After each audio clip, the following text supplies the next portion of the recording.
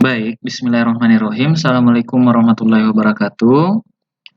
Saya akan mempresentasikan hasil 3 pencarian video sesuai dengan topik yang dipilih, yaitu yang pertama adalah tentang konsep dasar dari psikologi pendidikan. Nah, apa sih itu psikologi pendidikan? Nah, psikologi pendidikan adalah ilmu yang mempelajari atau meneliti perilaku individu dalam proses pendidikan.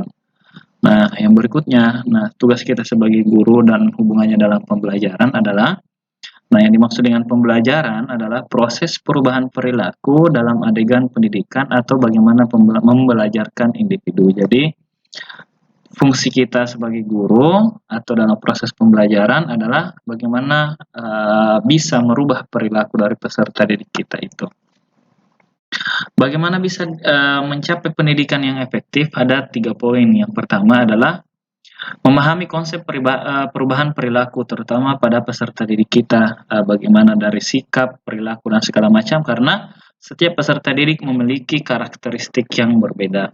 Kemudian merumuskan tujuan pendidikan secara operasional yang dapat dicapai. Kemudian yang 3 adalah menyusun strategi pembelajaran yang efektif. Jadi kita harus mencari strategi apa yang harus diterapkan dalam pembelajaran kita sesuai dengan karakteristik peserta didik kita masing-masing.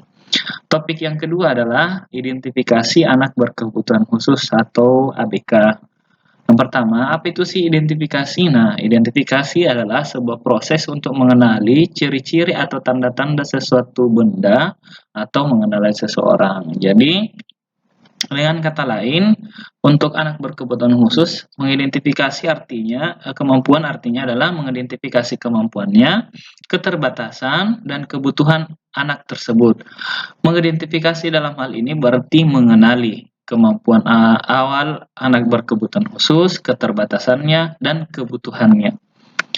Nah, tujuan identifikasi ini adalah untuk menghimpun informasi apakah seorang anak mengalami kelainan atau penyimpangan seperti fisik, intelektual, emosional, dan sebagainya. Nah, tahapan identifikasi yang pertama adalah menghimpun data anak.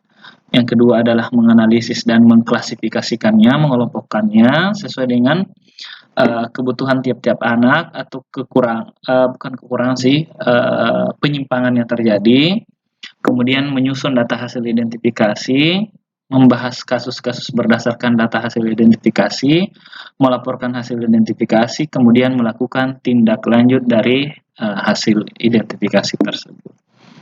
Baik, topik yang ketiga adalah pembelajaran abad 21. Dalam hal ini kita condong bagaimana seorang guru menjadi guru yang kreatif, apalagi di masa pandemi yang sekarang. Nah, dari poin itu ada beberapa poin bagaimana menjadi guru abad 21 atau menjadi guru yang kreatif. Yang pertama adalah learning-centered classroom and personalized instruction. Nah, maksudnya adalah guru berfungsi sebagai penyelaras pembimbing di mana akses informasi yang didapatkan siswa dapat dikaitkan dengan pembelajaran. Nah, keterbukaan informasi sekarang membuat peserta didik kita bisa mengakses informasi apapun. Nah, tugas kita sebagai guru untuk membimbingnya bagaimana menyelaraskan atau menghubungkan antara informasi yang didapatkan dengan pembelajaran. Yang kedua adalah student as producer, atau di sini adalah guru memberikan kesempatan kepada peserta didik untuk menghasilkan kemampuan yang dimilikinya sesuai dengan keahliannya masing-masing. Jadi peserta didik dapat berkreasi dengan kemampuannya. Kemudian yang ketiga adalah learn new technology, atau bagaimana kita sebagai seorang guru harus tetap update, harus tetap belajar dengan kemajuan teknologi yang ada. Yang berikutnya adalah go digital, atau dalam artian kita mendigitalisasi apapun pembelajaran kita.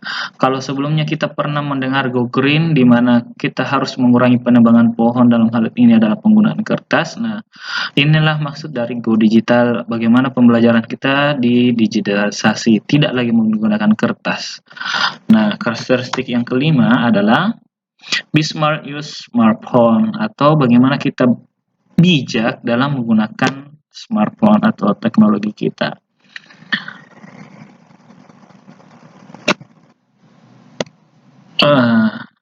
Jadi kita harus pintar-pintar menggunakan teknologinya. Yang keenam adalah Go Digital. Sebelumnya saya sudah jelaskan Go Digital bagaimana itu. Kita harus tidak lagi menggunakan kertas dalam pembelajarannya. Yang ketujuh adalah kolaborasi atau collaborate, di mana kita dapat bagaimana seorang guru dapat mengkolaborasikan antara kemampuan kita sebagai seorang guru, teknologi, dengan kemampuan peserta didik kita. Yang kedelapan adalah connect atau bagaimana peserta didik dapat menghubungkan antara apa yang dimilikinya saat ini dengan ilmu yang akan di masa yang akan datang akan dipelajarinya. Baik, demikian persentase kali ini, kurang dan lebihnya mohon dimaafkan. Billahi fisabilillah. Assalamualaikum warahmatullahi wabarakatuh.